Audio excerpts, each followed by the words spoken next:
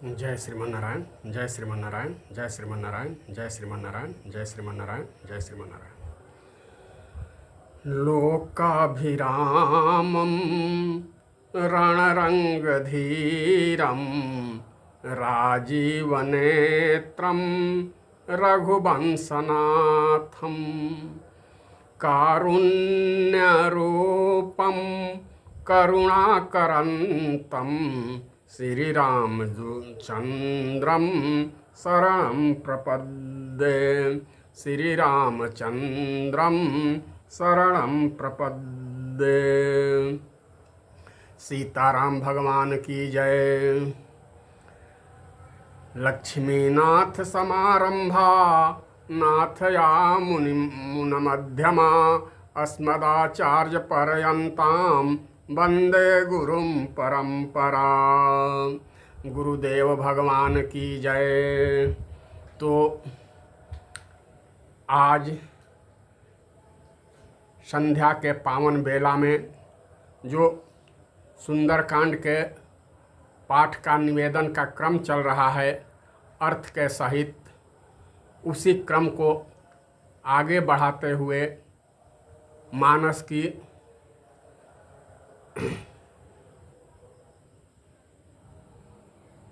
श्री रामचरितमानस के पावन प्रसंग के अंतर्गत सुंदरकांड के पावन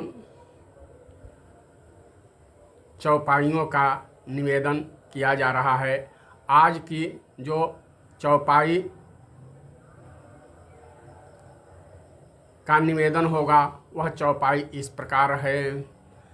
नाथ पवन सुत किन्हा जो करनी सहसा मुख न जाई सोबरनी। पवन तनय के चरित सुहाए जामवंत रघुपति सुनाए।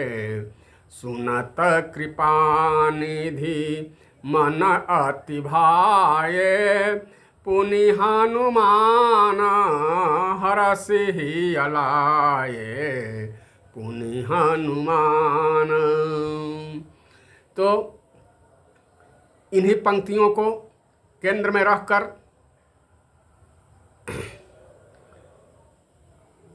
इनकी व्याख्या का निवेदन करने का प्रयास होगा। जैसा कि संतों के श्रीमुख से सुना गया है, संतों द्वारा जो पाठ पढ़ाया गया है और मेरे मन मस्तिष्क में जितना अटा है उसी के अनुरूप जामवंत जी यहाँ कहते हैं क्या? नाथ पवन सुत किन्ह जो करनी।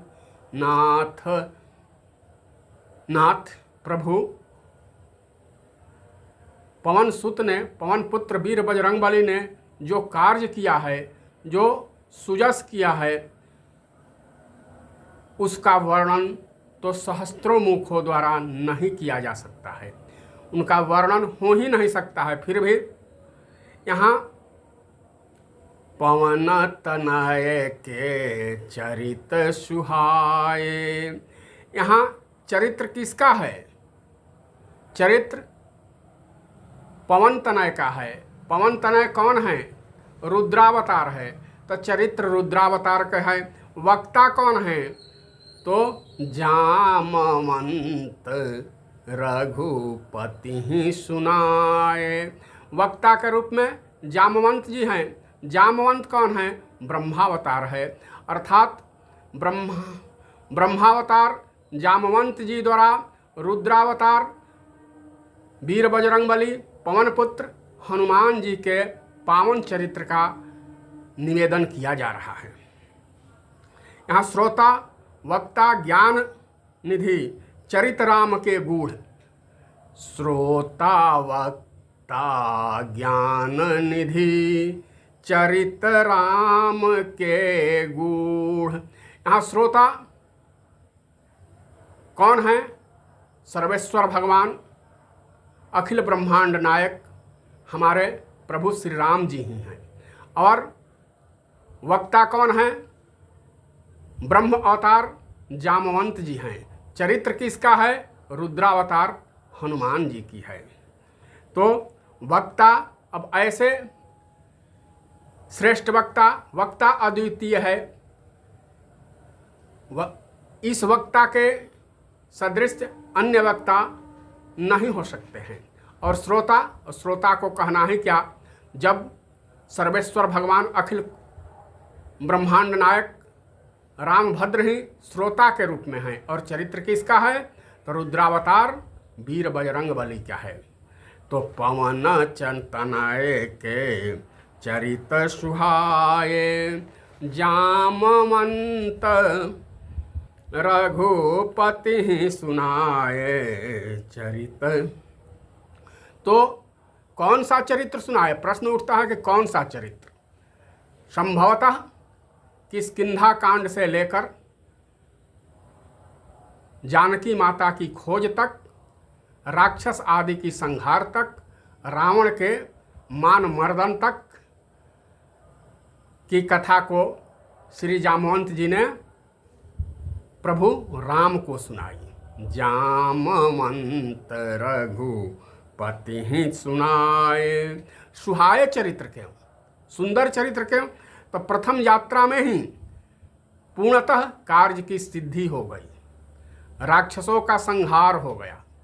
करीब करीब 75% राक्षसों का संहार वीर बजरंगबली पवनपुत्र हनुमान जी द्वारा कर दिया गया है। क्योंकि मानस में पंक्ति आई है, कछु मारेसी कछु मर्देसी। तो इस तरह राक्षसों का संहार, सीता माता का प्रबोधन, उन्हें आश्वासन, फिर रावण आदि राक्षसों का मान मर्दन, यह प्रथम यात्रा में ही सिद्ध हो गया इत्यादि। ये अपूर्व जस है और इसकी प्राप्ति हुई। तो जामवंत रघुपति ही सुनाए। तो कहाँ तक सुनाए? जामवंत कह सुनु हनुमाना, काचु पिसाधी रहूं बलवाना। मतलब आशय यह है कि जामवंत जी ने हनुमान जी का चरित्र लंका में प्रवेश से लेकर और लंका से लौटने तक के सारे चरित्र को, सारी कथा को प्रभु राम जी से सुनाए। कहाँ तक सुनाए? तो कहाँ पर ये कथा सुना रहे हैं जामवंत जी? तो प्रवर्षण पर्वत पर कथा सुना शुभ। और इस प्रसंग की फलश्रुति क्या, फल क्या है? इस शुभ कथा के श्रवण से, पाठ से, कहने से, सुनने से शुभ कामनाओं की पूर्ति अवश्य होती है। इसमें कोई दो मत नहीं, दो राय नहीं। और फल इतना, इस पावन प्रसंग का फल इतना है कि बिना अनुष्ठान के ही, इनके श्रवण मात्र से, पाठ मात्र से शुभ कामनाओं की पूर्ति बहुत जल्द हो जाती हैं। अनुकूल परिस्थितियां जीवन में आने लगती है। जिस तरह हनुमान जी रामचरित अब सुनने के रसिक हैं, सबसे बड़े रसिक, रामचरित्र सुनने के सबसे बड़े रसिक कौन हैं? हनुमान जी हैं। रामचरित सुनिबे को रसिया, राम लखन सीता मन बसिया। रामचरित सुनिबे को रसिया, राम लखन सीता मन बसिया। वीर बजरंगबली पवनपुत्र हनुमान जी रामचरित सुनने के बहुत बड़े रसिक हैं। इनके जैसा श्रोता नहीं है, ये अद्वितीय श्रोता है। क्यों? यत्र यत्र रघुनाथ कीर्तनम तत्र तत्र तत्र कृतमस्तकाञ्जलिं वाष्पवारि परिपूर्णलोचनं मारुतिम नमत राक्षसांतकम। जहाँ जहाँ भी राम कथा होती है वहाँ सूक्ष्म रूप में, प्रत्यक्ष रूप में या परोक्ष रूप में हनुमान जी जरूर उपस्थित रहते हैं। जहाँ भी होती है, जितनी जगह होती है, उतने रूप में हनुमान जी उपस्थित रहते हैं। तो रामचरित सुनी बेको रसिया। और पवन पुत्र चरित्र सुनने के कौन रसिक है? तो जामवंत रघुपति ही सुनाए।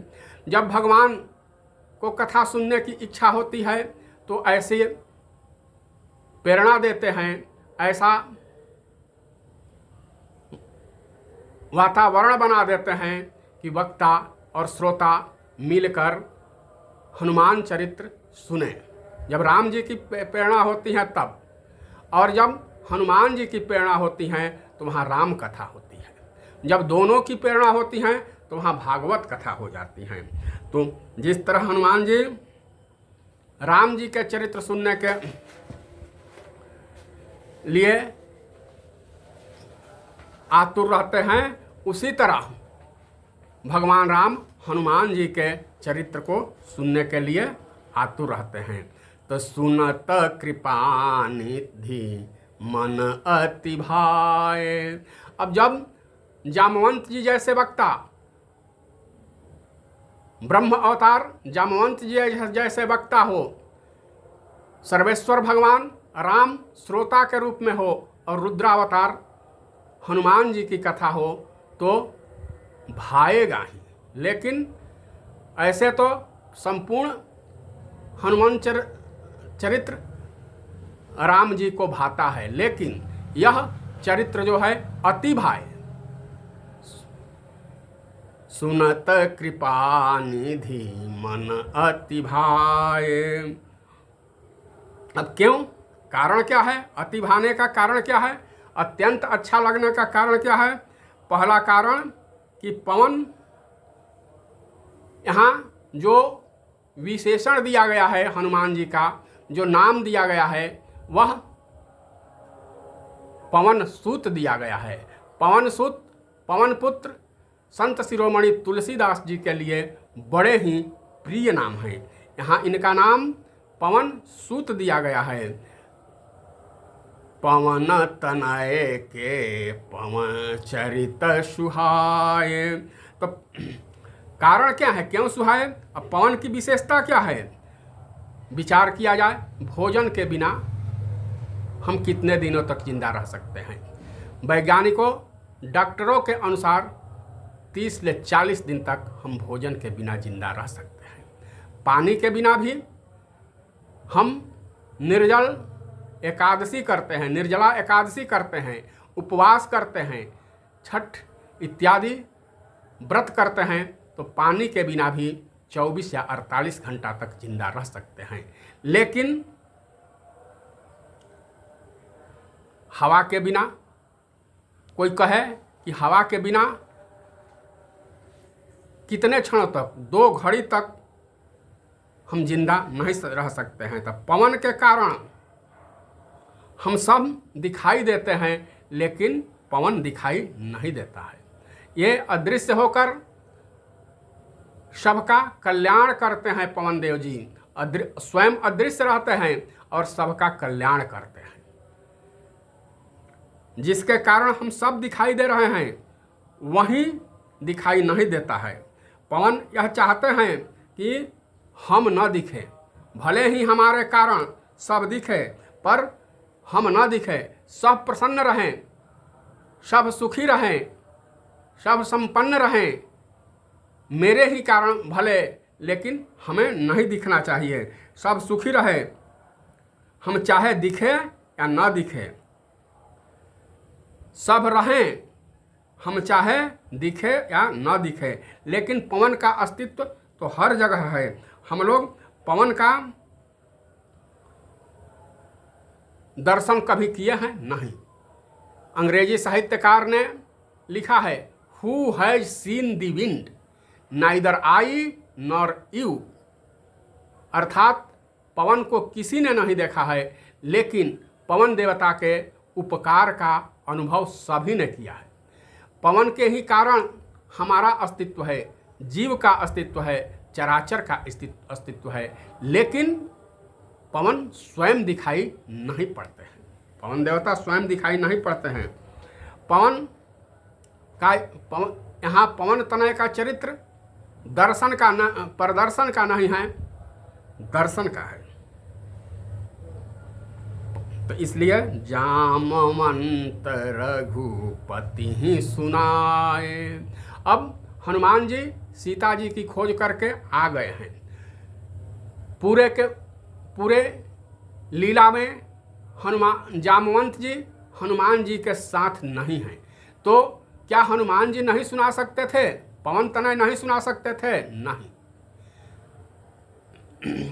श्री पवन सुत हनुमान जी अपने इस महिमा को अपने मुंह से नहीं सुना सकते हैं, कभी कह ही नहीं सकते हैं, कभी कहेंगे भी नहीं।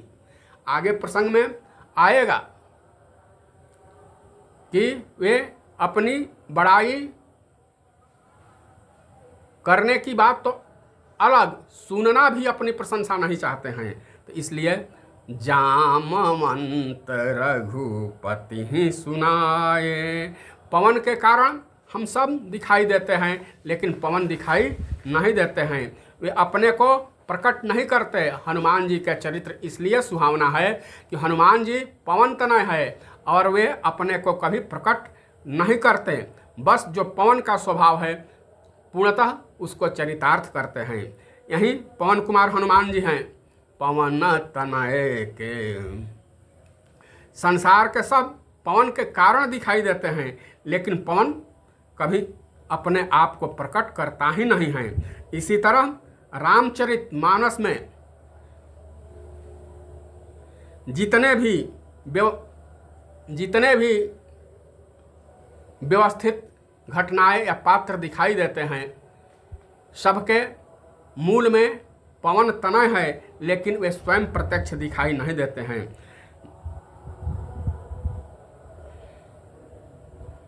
क्यों? क्योंकि विनम्रता की पराकाष्ठा उनमें है। उन्होंने मान का मर्दन कर दिया है। विनम्रता के कारण वे अपने आप को कभी प्रकट नहीं करते हैं। इसलिए प्राणं पवन कुमार खलबल पावक ज्ञान घन जासु हृदय आगार बसहु राम सर चाप धर। तो पवन तनय का ऐसा चरित्र है। कैसे? ये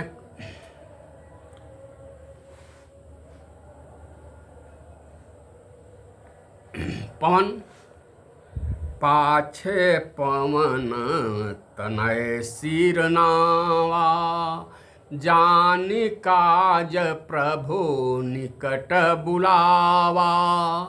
पाछे पवन तनय सिर नावा। तो ये पवन सुनहु पवन सुत रहनि हमारी। विभीषण जी सुनहु पवन सुत रहनि हमारी जिमि दसनहि महा जीभ बिचारी। यहाँ विभीषण जी भी हनुमान जी को पवन सूत्र के संबोधन से संबोधित करते हैं, क्योंकि ये बहुत बड़े उपकारी हैं, परोपकारी हैं। इनमें प्रदर्शन की भावना है ही नहीं है। इनमें तो भगवत चरित्र, भगवत चरण कमल की दर्शन की उत्कंठा है।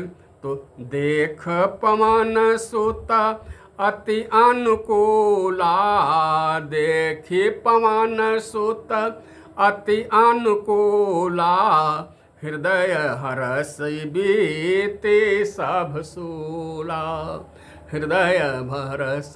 जब पवन पुत्र हम पर अनुकूलित हो जाएंगे तो हृदय हरसि मीटे सब सूला, हृदय हरस बीते सब सूला।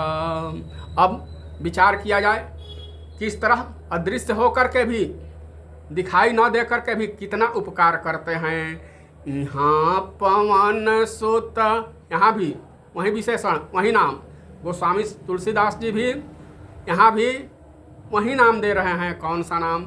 यहाँ पवन सुत हृदय विचारा, राम काज सुग्रीव विसारा, राम काज सुग्रीव विसारा। यह सुग्रीव को राम काज को याद दिलाने के लिए विचार कर रहे हैं कि सुग्रीव जी राजपाट पा गए, अपना खोया राज्य पा गए, लेकिन प्रभु से जो वचन दिए हैं वह विस्मृत कर दिए, भूल गए। राम काज सुग्रीव विसारा, ये राम जी के काज के लिए हमेशा तत्पर रहते हैं, और कोई विस्मृत भी कर देता है तो उसे याद दिला देते हैं। तो राम काज सुग्रीव विसारा, यहाँ पवन सुत हृदय विचारा, राम काज सुग्रीव विसारा। वे पाछे पवन तनय सिरनावा, जानि काज प्रभु निकट बुलावा।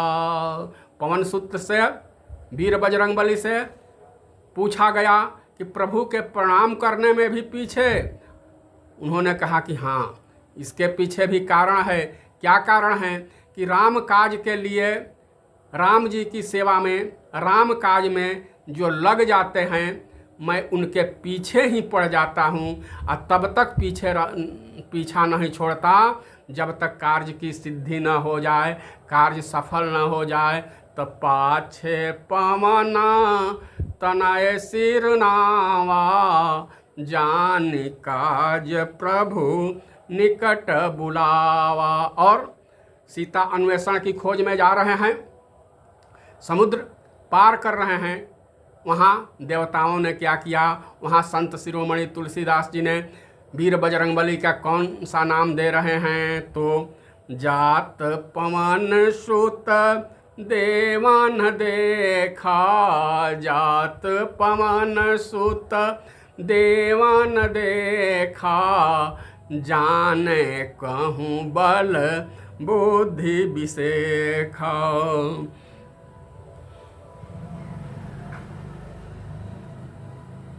जाने कहूँ बल बुद्धि विशेखा। और आगे सुरसा के प्रसंग में भी यही नाम आ गया। संत शिरोमणि तुलसीदास जी को यह नाम इस प्रसंग में, इस कांड में बड़ा ही प्रिय लग रहा है। सुरसा के प्रसंग में क्या आया? तुरत पवन सुत 32 भयऊ, तुरत पवन सुत 32 भयऊ, अति लघु रूप पवन सुत भयऊ। इस भगवान भोलेनाथ कथा को, प्रसंग को माता पार्वती से सुना रहे हैं। कहते हैं, माँ बीच में कहती हैं, निवेदन करती हैं, प्रभु देखिए देखिए ये हनुमान जी क्या कर रहे हैं, ये पवन पुत्र क्या कर रहे हैं, कैसी इनकी महिमा है। तो यहाँ तो भोले बाबा अगर पवन सुत की, हनुमान जी की महिमा का गायन करेंगे तो यह तो उनकी ही बड़ाई होगी ना। तो इसलिए वे कहते हैं, उमान कछु कपि के अधिकाई, उमान कछु कपि के अधिकाई, प्रभु प्रताप जे कालहि खाई। फिर विभीषण के प्रसंग में, सुनहु पवन सुत रहनी हमारी, जिमि 10 नन्हि माह जीभ बिचारी। चले पवन सुत विदा कराई, जुगुति सकल विभीषण बताई। चले पवन सुत विदा कराई। और यहाँ जामवंत जी क्या कहते हैं, नाथ पवन सुत किन्ह जो करनी, सहस मुख न जाई सबरनी। पवन तनय के चरित सुहाए, जामवंत रघुपति सुनाए। सुनि अति उकुति पवन सुत केरी, सुनि अति उकुति सेतुबंध के क्रम में, सुनु अति उकुति पवन सुत केरी। हर से कपि रघुपति तन हेरी, हर से कपि रघुपति तन हेरी। तो आज पावन पंक्ति का यहीं विश्राम दिया जाता है। पुनः सुबह में जैसी प्रभु की इच्छा होगी, जैसी उनकी प्रेरणा होगी, वैसा निवेदन करने का प्रयास किया जाएगा। तब तक के लिए जय जय सीताराम, जय राधे श्याम, जय श्रीमन नारायण।